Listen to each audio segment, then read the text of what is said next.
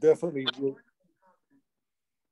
definitely, we do not have the time to cover all the physics and in detail. However, I will try to draw your attention to 4 or 5 very, very basic concepts that are routinely used in physics engines and how these are applied in the game development. First and foremost, who doesn't know the Angry Birds, right? Here's a quick animation of the bird being slingshot towards the pigs, right? And that's a bad shot, if you ask me.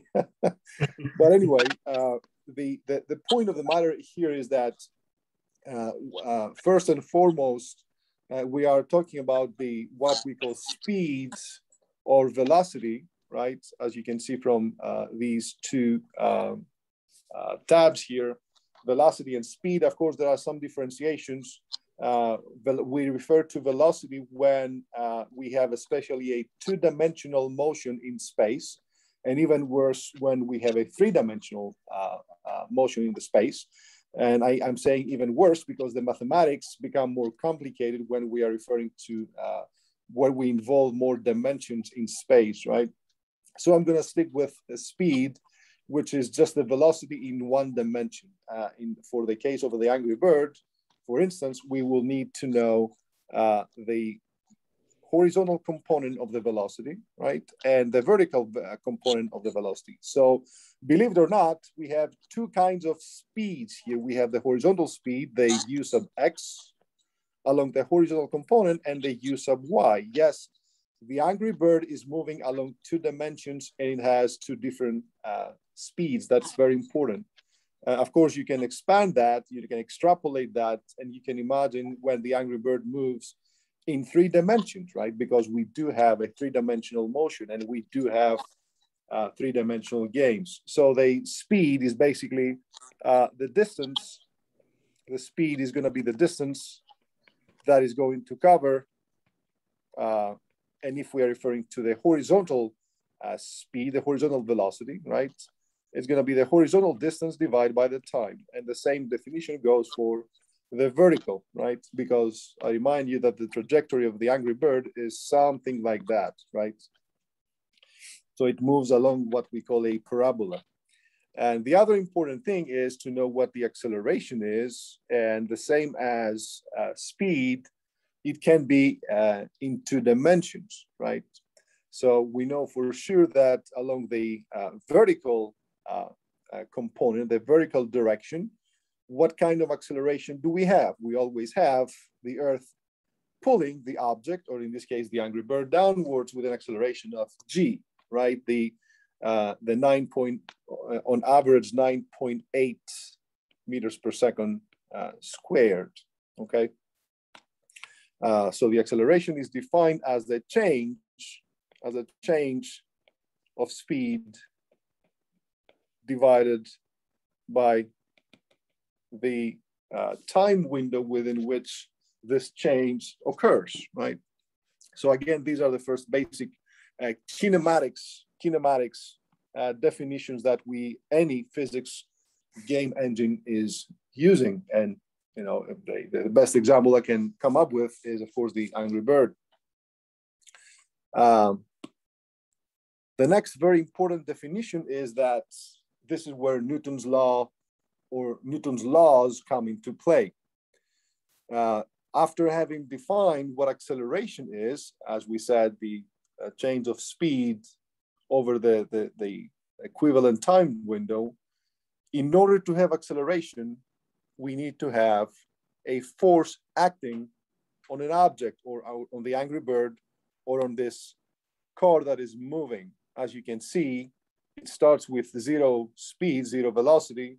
It has a constant acceleration of 1 meter per second square. That is, every second, its speed increases by 1 meter per second.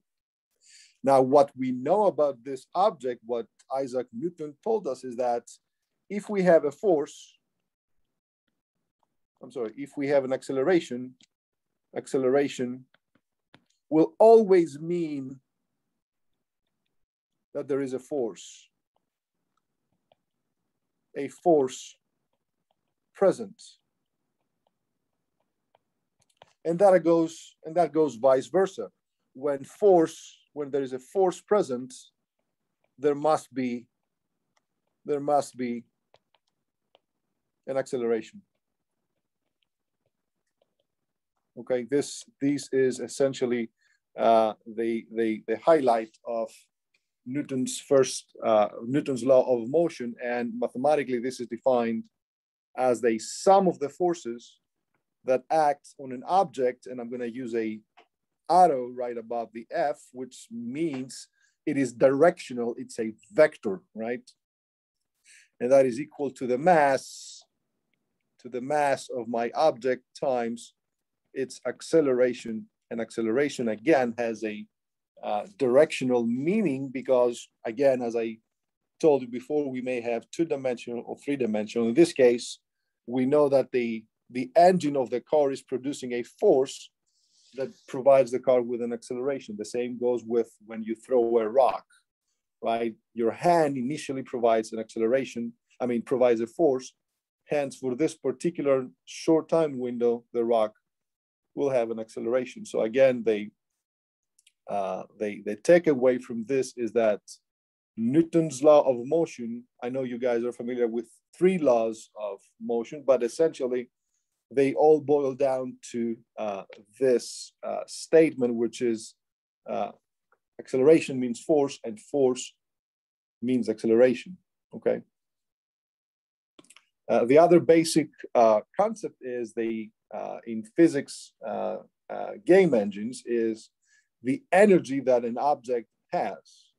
See here we have a roller coaster, right? Going up and then going down and going up again and going down over a lower hill, right? So what's up with what we call the kinetic and potential energy? So if an object has mass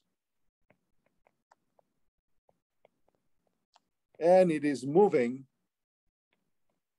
so we know for sure that it has a kinetic energy that is equal to 1/2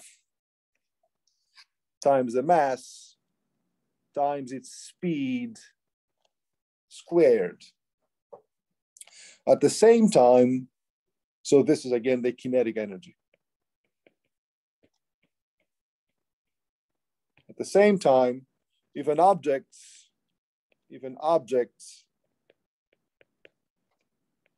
has a height, now of course this is a relative term, and I will explain what that means. It has a potential energy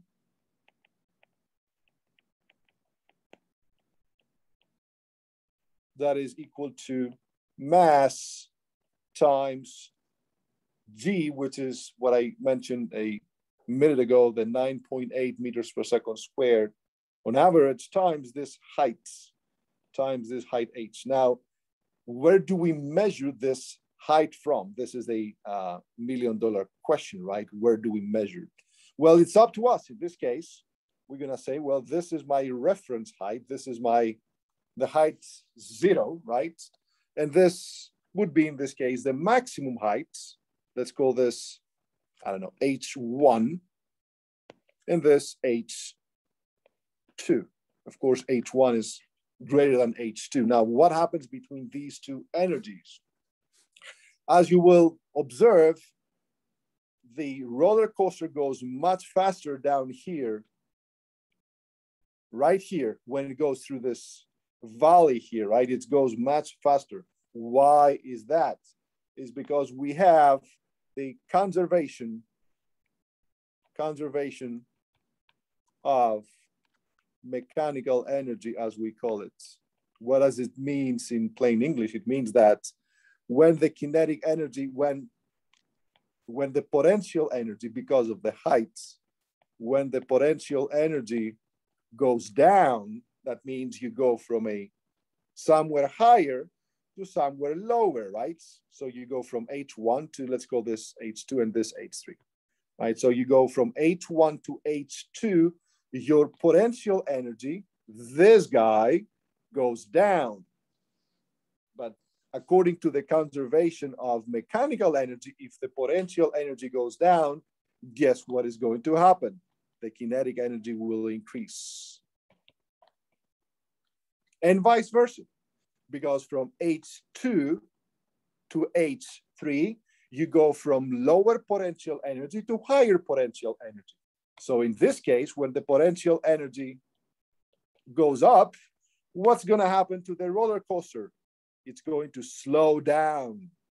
So the kinetic energy will go down, the object will slow down. So again, this is very, very important concept in not only, of course, in physics engines, but in real life, okay? Of course, here we do not touch upon something that sort of removes energy from my system, removes energy from, I say, a roller coaster, and that is called a friction. The friction, or what else? The air resistance, right? So when we have friction or air resistance, this scenario here becomes more complicated because we're going to have heat because of the friction that there is between the roller coaster and the rails. And we're going to have heat because there is air around the roller coaster that is being pushed away as the roller coaster moves from left to right. But again, in simplistic and ideal scenarios in games, usually air drag or air resistance and friction are not present. Of course, they can account for these variables, but I'm just giving you the basic gist. Now, one final and much more difficult to explain concept is when two or more objects interact. And that is essential in game design.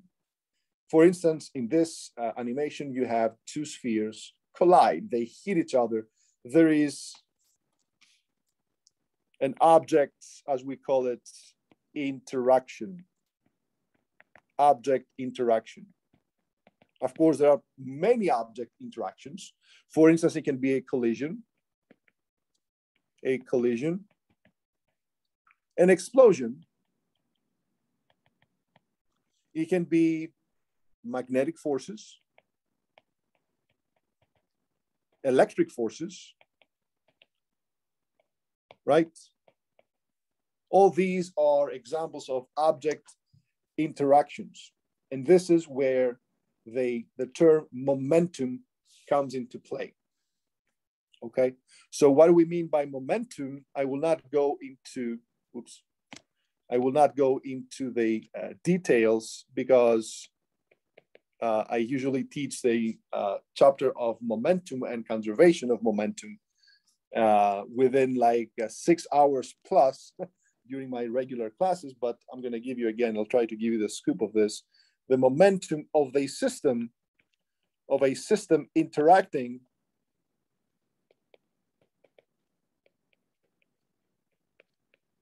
is conserved. Now, what do we mean by that?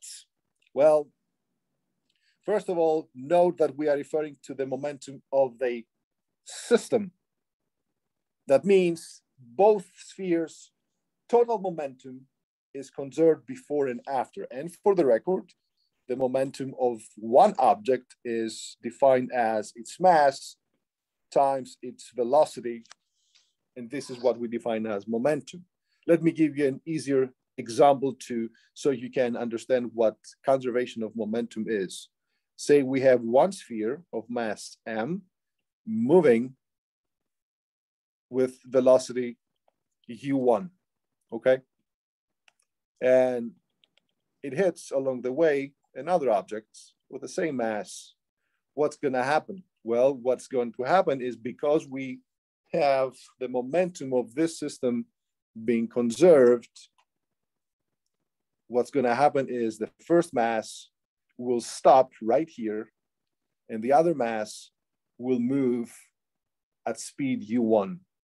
In other words, they will exchange momenta, but still the momentum of the system before they collided will be equal to the momentum of the system after the collision.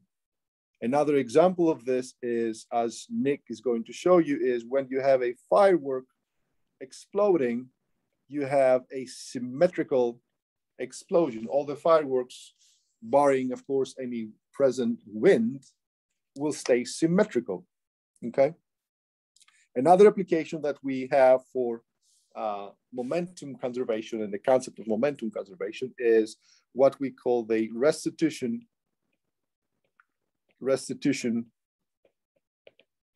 coefficient, which is simply a bouncing ball. You have a ball that bounces on the ground, bounces back up. Now, if this restitution is really high and the highest restitution coefficient that we can have is equal to 1, okay, that is the highest, then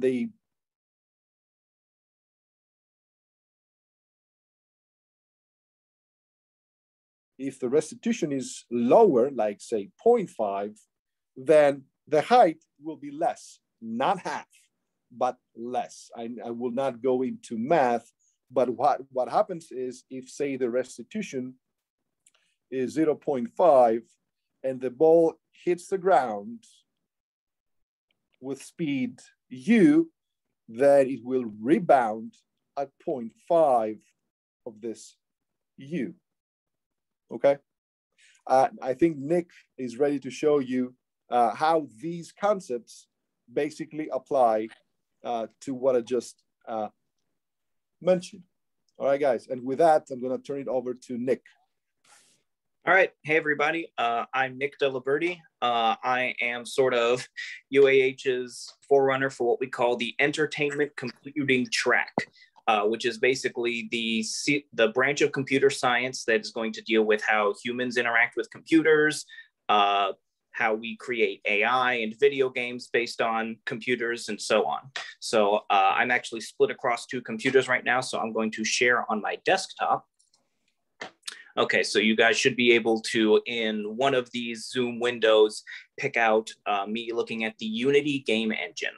So this is the actual project that we use in order to show where all this groundwork that Dr. Cronus laid is going.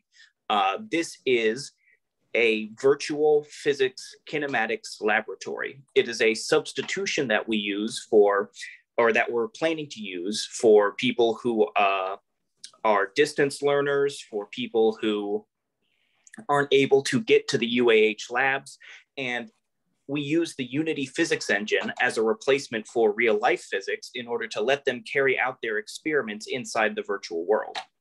So before I get a little bit too into this, I just want to talk about what is Unity. So Unity is a game engine. You might have heard of it for things like Pokemon Go, Hearthstone, some less well-known things like Cuphead, Ori and the Blind Forest, Night in the Woods, Hollow Knight. You'll notice that if you're familiar with these games, that there are a lot of 2D platformers in this list. And the reason for that is that Unity has a very robust and easy to use physics engine. It's very easy to make things move from side to side and realistically jump and travel in parabolas that feel natural and responsive for users to use because they're so physically accurate. So we're going to go through some of the concepts that Dr. Cronus talked about, but represented in the Unity engine. And we're going to show off the kind of stuff that you can make when you combine the computer science side of things with the physics background. So talking more about that coefficient of restitution. We know that some materials like tennis balls, a lot of balls that are used for sports are bouncy. So this is an example of a guy trying to figure out which of his tennis balls are best. So here's, he carries out a very simple homemade experiment where he drops all of the balls from the same height, and then he looks at how high they rise on their rebound. He is looking for that restitution coefficient. He's trying to see how much momentum they conserve after impacting the same surface, in this situation, the ground. So we know that some materials are bouncy and some are not. Sometimes we want things to be bouncy, sometimes we don't. So in this situation, bouncing, mathematically speaking, is a conservation of momentum. When the ball hits the surface, it's going to lose some of that momentum in real life. It's going to be turned into sounds and heat. Not all of it is going to stay as kinetic energy. When we talk about bounciness and when we talk about the coefficient of restitution, like Dr. Cronus said, we're talking about the percentage of momentum that is conserved. The best we could possibly hope for is a restitution coefficient of 1.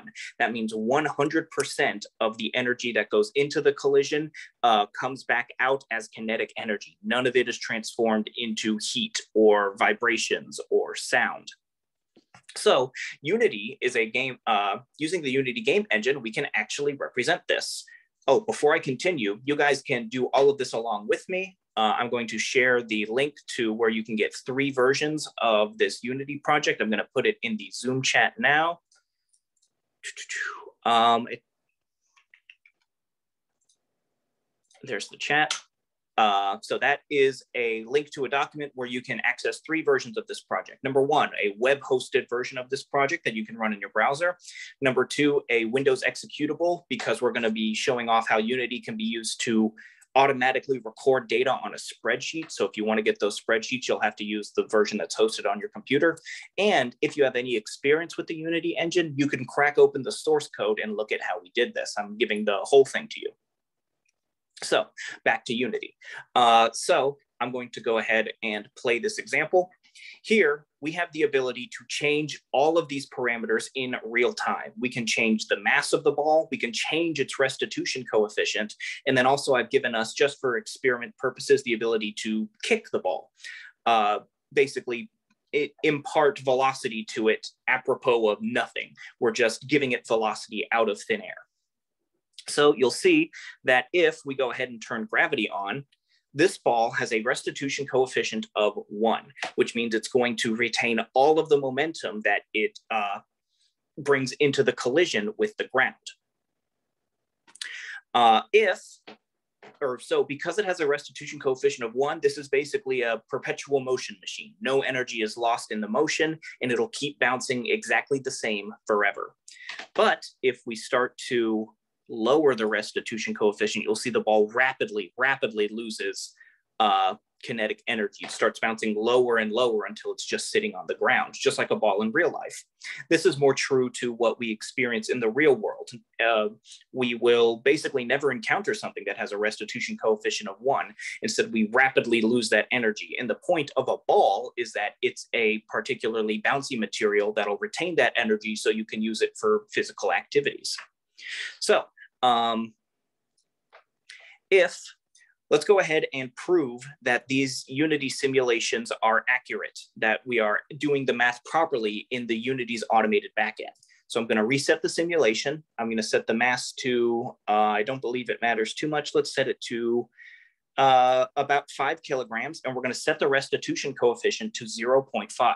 This means that 50% of the momentum we bring into the collision, we ought to come out of it with. Because the mass of the ball is staying the same, and momentum is a function of mass and velocity, that means our velocity is going to be halved. So let's go ahead and drop it with gravity, and then go ahead and export this data. Yes, Dr. Cronus just said mass plays no role here.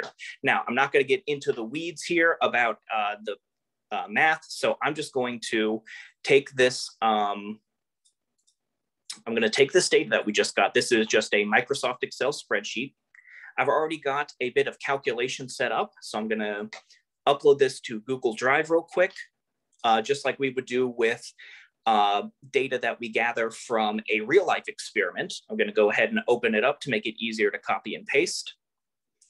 So here we've got our time, the mass of our ball, the restitution coefficient. I need to move a bit of this Zoom UI so I can get a bit further down. It seems we actually ran out of room. Let me reset the I'm having a little bit of technical difficulties here. I'm going to have to actually crash Unity and open it back up. I do apologize. This is the dark side of Unity. It's very extensible, very easy to use, but because we're allowed to do so much with it, it has an unfortunate tendency to crash. So we can actually go ahead and use the data that I've already got from a previous experiment in here. I do apologize for not being able to use the live data. So in here, we have a mass of 1 and a restitution coefficient of 0.5. We're going to codify the momentum as our mass times our velocity in the y direction. I'm using, for simplicity's sake, we're going to use the y direction because there is no motion along the x-axis here.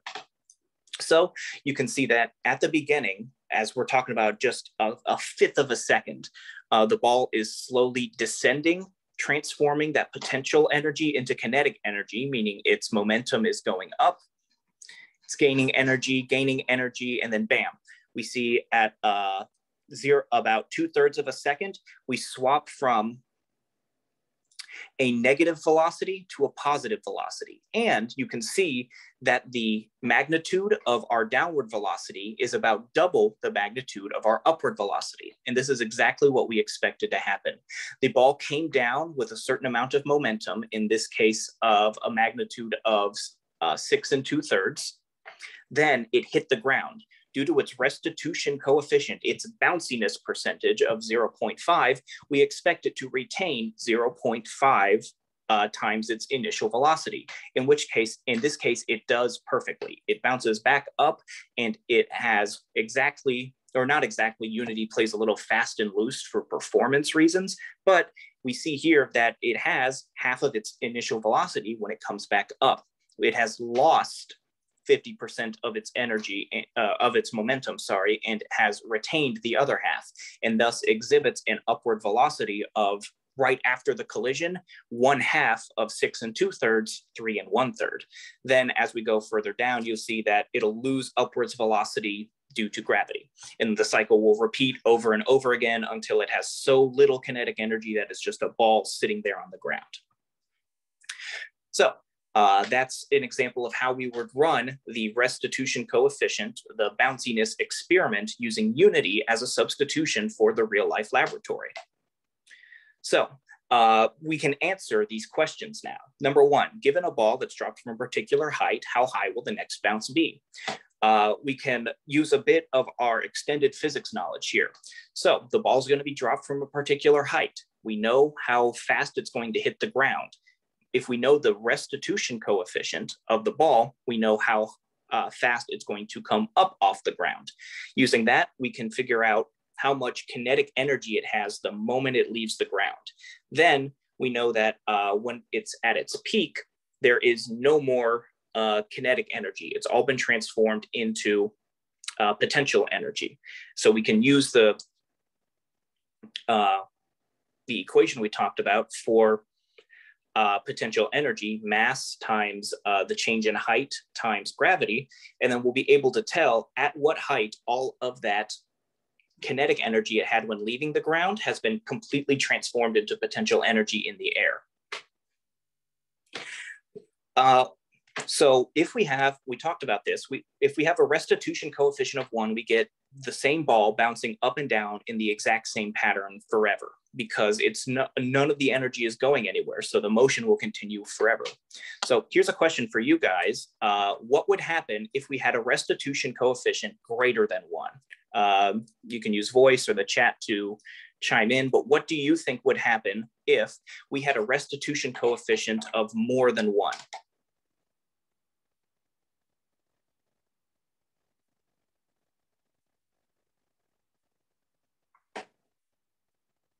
Correct. It would bounce higher than it started.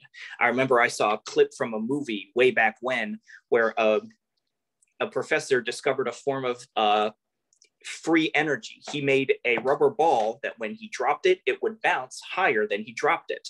So you hook that up to something that can transform momentum into work, something like I don't know, maybe a car, and the way a car engine harnesses the power of gas exploding. He would put the ball inside of that engine, and he created free energy for everyone. So this is the kind of insights that we can get from our study of the coefficient of restitution. Next up, explosions. So we know that when we shoot off something like fireworks, they tend to explode symmetrically. You see here are some fireworks in action from a fireworks festival in Japan, and you'll notice that all of these patterns, the ones that explode up in the air, are symmetrical. Now, this is a result of all of Newton's laws working together at the same time. First law, an object in motion will stay in motion unless it's affected by an outside force. There's no outside force with a firework. The explosion is coming from within the system. Thus, the total momentum of the system is not going to change. Second up, force equals mass times acceleration. That's our second law. Because there's no outside force, there's going to be no acceleration on the system. And so the system's total momentum is not going to change. Third law, every action has an equal and opposite reaction. If we need to keep the total change in the system's momentum 0, that means that for every firework particle we shoot off to the right, we have to shoot off an equal particle to the left in terms of momentum. It has to have the same amount of momentum in the left direction as the first particle has in the rightward direction. Whoops, my camera flickered for a bit there. So now, if you can transition, if you're following along in the web, you can transition between the experiments by pressing the 1, 2, and 3 keys on your keyboard. So if we hit 2 now, we can see that we are now in an experiment where we can launch a cannonball that will explode. We can tinker with the parameters down here. So let's do something like a firework. Let's crank up the projectile count to 20 and then the explosion force to medium high. So I'm going to start and stop this. I'm going to hit pause. Now I can go through this frame by frame because I have control of the Unity engine in my source code. You wouldn't be able to do this unless you downloaded the source code, but let's use my special access here to show what's happening frame by frame. So we go, we go, we go. I'm waiting for the explosion to happen. Over the course of its trajectory here, the cannonball is going to have a certain momentum. And when we explode, that momentum needs to be conserved by all of the shrapnel that gets put out. So it just transformed into its shrapnel. And all of these individual balls inside, all 20 of them, are going to be pushed out. But even as they balloon outwards, they're going to have to retain the energy, or sorry, the momentum that the original cannonball had. All of their momentum summed up need to be equal to that momentum that we just saw get redistributed when the ball exploded. So here it's exploding outwards, and you can see that it's in a symmetrical pattern. But if we look at this and in a, let me go ahead and restart the experiment in real time. So let's make it explode with a less force and explode more quickly.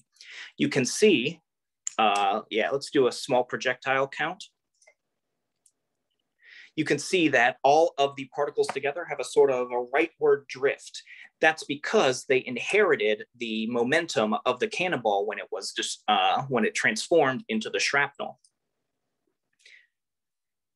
So you could see this at home if you, say, had something like a Pringles can and you shot something out of it with like a burst of air or like a tiny explosion. If you had the Pringles can on some wheels so that it could move without friction, if you shot, say, a tennis ball forward, the Pringles can would go back. And the momentum of the tennis ball going forward would be equal to the momentum of the Pringles can sliding back, because the total momentum of that system cannot change. And it was 0 when we started. We just had them all at rest. So this is an example of how we can use Unity to get us some more exotic situations, more than we could experience in real life. Something like being able to explode a projectile in midair is not something that's usually physically able to us, but it is something that's useful for exploring this physical concept. So that's another avenue that this technology can give us.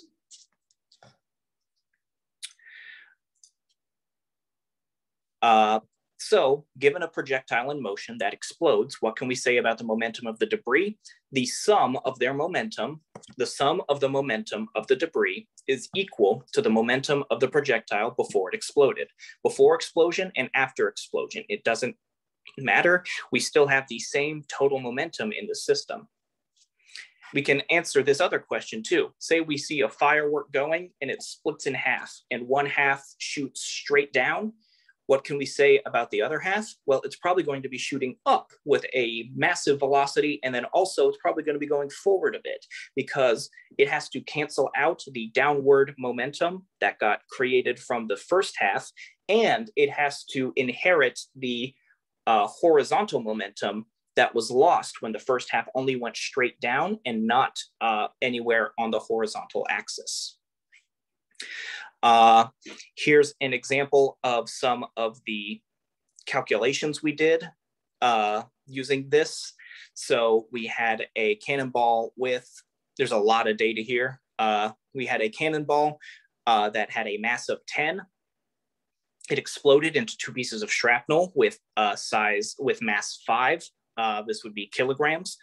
And then we can see that if we use the formula for the magnitude of a vector, the square root of the x and y components squared and added together, we can see here that the momentum of the first mini ball and the momentum of the second mini ball add up to form the momentum that was in the system before the explosion.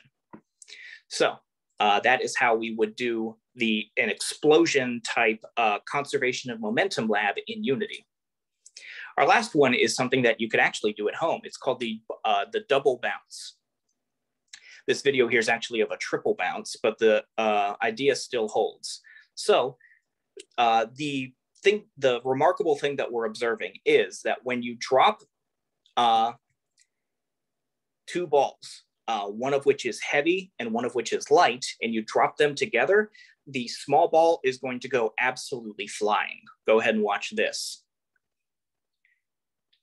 As soon as he actually drops it. Come on, guy. There he goes. Look how high this golf ball at the top went. I think later on in the video, they measure it to be something like 80 feet into the air. So that is the double bounce phenomenon, as we call it. When you drop a massive ball and a much smaller ball, the smaller ball is going to go flying when the 2 hit the ground. So why does this happen? Well, we already know that if we go ahead and cheat the physics and say that all the restitution coefficients, all the bounciness factors are 1, meaning all the energy is being conserved, we also know that gravity accelerates everything at the same rate, no matter if it's an elephant or a golf ball. Everything is going to have the same acceleration of downwards 9.8 meters per second squared. This means that things that are really massive, like a basketball compared to a golf ball, they're going to accumulate way more kinetic energy as they fall than the golf ball will, because even though they have the same velocities, their masses are very different. So the basketball is gaining way more energy over time than the golf ball. Thus, when they collide and the basketball loses just a little of its momentum, it's giving that momentum to the golf ball. But because that golf ball's mass is so small, it's going to translate into a massive burst of upwards velocity. We can go ahead and show this in Unity with our experiment number 3. So let's set a ratio here of 10:1. Let's go ahead and lift this off as high as it can go and put a little gap in between them. Go ahead and start the experiment, and you can see that the small ball goes absolutely flying. Now, once again, we are cheating here with restitution coefficients of 1 created by the Unity engine, so they're going to bounce forever, constantly exchanging kinetic energy. The reason this happens is actually mathematical. We have a system of equations here. We have to obey the conservation of momentum and the conservation of kinetic energy. We go ahead over here to this spreadsheet, and we can see that when the balls collide in this frame right here, Oh, I have a question. If they hit the ball with the same velocity, but the golf ball has lower mass? Yes, exactly. Because the golf ball has lower mass and it's being imparted some of the basketball's momentum, the small mass means we have to have a very high velocity to compensate because those two quantities are being multiplied together in our equations. So here is the frame where the collision happens. And we can see that the velocity of our small golf ball, it goes from 5 meters per second down and it triples. It goes to 15 meters per second going upwards. And like I said, the reason is due to a system of equations. You could actually set this up and just do the math yourself here, where you set up our first equation is the conservation of kinetic energy, where the two balls are moving downward. So they have kinetic energy both before and after the collision. And then also the conservation of momentum, where they both have momentum as they're falling. And then the system has to have the same momentum right after the collision. You go ahead and set those two equations up. We have two equations and two unknowns: the velocity of the big ball and the velocity of the small ball after the collision. So we have two equations and two unknowns. We can solve this system and we'll end up actually with two solutions. I'm going to use my amazing Microsoft Paint skills here. When we look at the, we're looking for the intersection of two different equations. Number one is a circle describing the conservation of kinetic energy. And the second is a line representing the conservation of momentum. Now, there's going to be two solutions here, two places where the lines intersect. We're going to end up with something like x equals -5, y equals -1, and x equals 4, y equals like 20.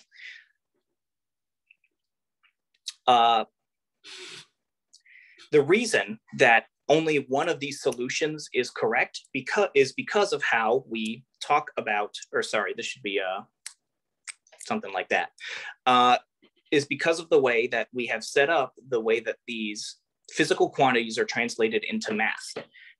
Say we have a big ball and a small ball. The big ball is going to be traveling upwards, and the small ball is either going to be traveling downwards or upwards after the collision. One of these solutions has the two balls moving into one another, and that's not physically possible. One of these solutions is going to have the signs of the two balls opposite one another, and we're not allowed to overlap mass. That's something we are not allowed to do in physics. Thus, that one of the two solutions is considered not physically correct, so we discard it. So instead, we're left with the solution that instead depicts the basketball traveling with a small velocity upwards and the golf ball traveling with a massive velocity upwards. So that is the math and the physics and the theory behind the double bounce experiment, where once again, if we drop a big ball and a small ball together, the small ball goes flying because it inherits a little bit of the massive amount of momentum that the big ball has relative to the small ball. We can also explore these things in our virtual environment. For example, what would it look like if these guys had the same mass? Would one of them go flying? Well, we can figure that out. Let's go ahead and start the experiment. And you can see that they do not go, oh goodness, the physics engine has messed up and the balls are, it went bouncing out. I'm sorry, I forgot to lock their positions on the depth axis. So let me go ahead and reset this experiment. Yeah, so as you saw, when their masses are about the same, we don't get that double bounce phenomenon. Instead, they stay relatively equal to one another in terms of velocity. This is because that when the ball with the larger volume shares some of its momentum, it's being given to something that has a much higher mass. And as Edward talked about in chat, because it has a higher mass, the change in velocity is smaller to compensate because those two quantities are multiplied together. So that's what it, when there's a big difference in their masses, the big ball has way more momentum than the small ball, so it goes flying. When there's a small difference, they have about equal masses, then giving up some of its momentum results in the big ball losing about as much speed as it gives to the small ball. So it doesn't look as crazy. It looks like the two things are just colliding with one another normally. So, and if the restitution coefficients were not equal to 1, we wouldn't see the ball shoot off with quite as much velocity. We would not have the conservation of momentum because we'd be losing some of it to heat and sound and vibrations. And so not only would the small ball not bounce as high, but also we wouldn't see that perpetual motion that we see in here when we go ahead and just let the experiment play out as long as it wants. We see a bit of perpetual motion here because I've cheated. I've assigned the rubber ball and the golf ball a restitution coefficient of 1. So they're gonna bounce forever. But because we're actually in the Unity engine right now, I could go in and find the material that I'm using here and set the bounciness instead to say 0.5 for the, oh, sorry, this is the wrong experiment. Let's go search through our scenes and find the double bounce. Rubber ball material, change this bounciness from 1 to 0.5, and the same with the golf ball. Now you'll see that even if we start with the same initial parameters that we did before, it's going to very quickly run out of energy because every time they collide, they're losing kinetic energy to their restitution coefficients not being 1. So we go ahead and hit start. Much less of a drastic result. And very slowly, they're just going to run out of energy and become inert. They're losing their energy every time they collide between each other and the ground. Or sorry, they're not losing energy, they're losing kinetic energy. It's being transformed into forms that are not motion and being released into the environment. So that would happen if we didn't have a restitution coefficient of 1 here. Those are the 3 experiments that I had for you guys. Unity engine stuff, I've been doing it for years now. We've been making not just physics labs, we've been working with the CIA to make futuristic gesture controlled user interfaces that terrorists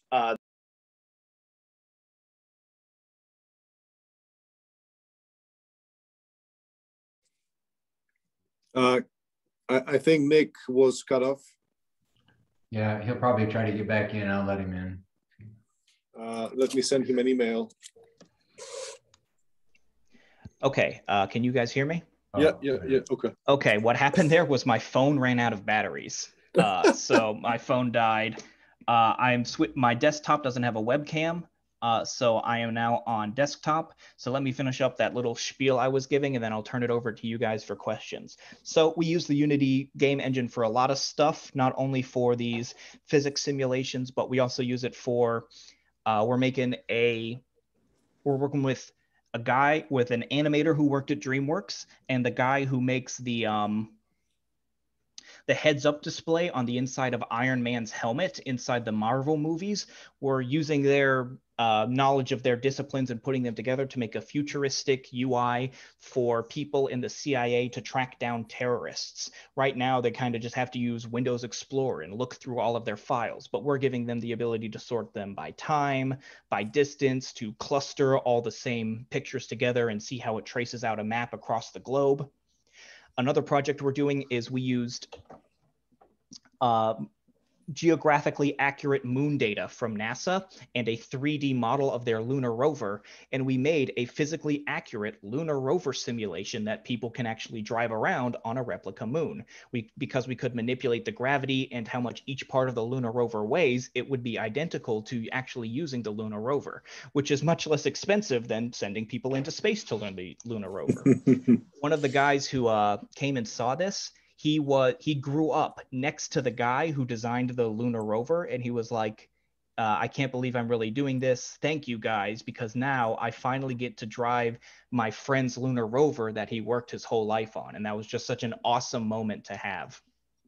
So yeah, that's some of the other stuff we do with the Unity engine. That's some of the other research opportunities that you could look forward to by involving yourself with UAH computer science and crossing over with other disciplines like aeronautics and physics. So that's about 80% of our time. Are there any questions that you guys have about physics, computer science at UAH, research at UAH, any of the experiments we went over? Does anyone have any thing that they'd like us to talk about? I do. Yeah, go ahead. Okay, so this kind of a question I had before coming in. When No Man's Sky was being advertised and everything, yeah, a rumor started going around that they're gonna try to make like a periodic table for the game to use to help. Gotcha. Like an alternate periodic table for like that fantasy element. No, more like just to get as accurate as they could, but it fell through because they ran out of time and money and everything. Mm-hmm. But just wondering, do you think would be physically possible at some point to recreate the periodic table and have realistic physics of that? So in general, yes, it is possible to simulate those things out, even though they're very complex calculations. What a lot of people in the fields of like fluid dynamics or particle research will do is they will rent time to use some supercomputers that are used by like NASA or the cryptocurrency department, or not cryptocurrency, the cryptography department in, say, the National Security Agency, and they'll run their highly complicated physics calculations using the massive computing power of those supercomputers. What I would say, though, is it wouldn't be very practical. The astronomical number of calculations you'd have to churn through for every in-game second would just be not very realistic. So what you would want to do instead is you'd want to cache some of the results. You would say, I've got my periodic table. If I combine the elements in this way, I end up with a material that has this color, this density, this bounciness. And then instead of recomputing that result every time, you would just use that cached result and assign that material to a particular object. That way you would still get the realistic behavior, but not have to constantly recalculate things from the atomic level up. So yeah, to summarize, it is possible, but you could get the same result using a lot less computation if you didn't redo it every single in-game frame. All right, thank you. Yep. Does anyone else want us to talk about anything? How much actual programming goes into developing or using gaming physics engines, or is it mainly using existing engines? So almost all of the physical interaction here is being driven entirely by Unity's physics engine. If I go ahead and look at the rubber ball, this component right here that I've attached to it, the rigid body, lets me control things like mass, how much it drags through the air, if I can freeze its position in space. All of that is being handled on the Unity back end. I'm just defining the physical properties, and then Unity is letting them play out in real time. However, the stuff that actually I program is stuff like here are the controls for the, going deep into the source code here. These are the controls, for example, how I make the ball explode. I hide the original cannonball. I remove it from the scene. I stop all of the shrapnel inside of it from being attached to that parent cannonball. And then I add an explosion force to every mini cannonball in my collection of mini cannonballs. And then I define the force, I define the explosion center, and then I define how big the explosion is. So the actual programming that goes into this is telling Unity what I want to happen and when. Then I hand over all of the information about the physical properties of the object to Unity, and it handles everything from there. Right. So I would like to add to this what just Nick said, that while we were working on this project, we noticed that if Unity was left on its own, it will not observe conservation laws, right, Nick? Yes. So he had to go into the guts of the thing and reprogram, as he just said. They are physics. I mean, these physics engines are not a panacea. You do not expect that every single conservation law will be observed anytime you want, because this is computationally very, very expensive. And Nick, correct me if I'm wrong, but this is what we have observed and witnessed during the first stabs that we gave at this project. Yep. Collisions that were at very low energies, collisions between very small objects, collisions between very fast objects. Unity didn't want to go through the trouble of accurately calculating what the results for those were. So it would ignore them. It would use cheats basically to get to a solution that looked good enough for someone playing a video game, but that when we looked at the actual data, it wasn't holding up.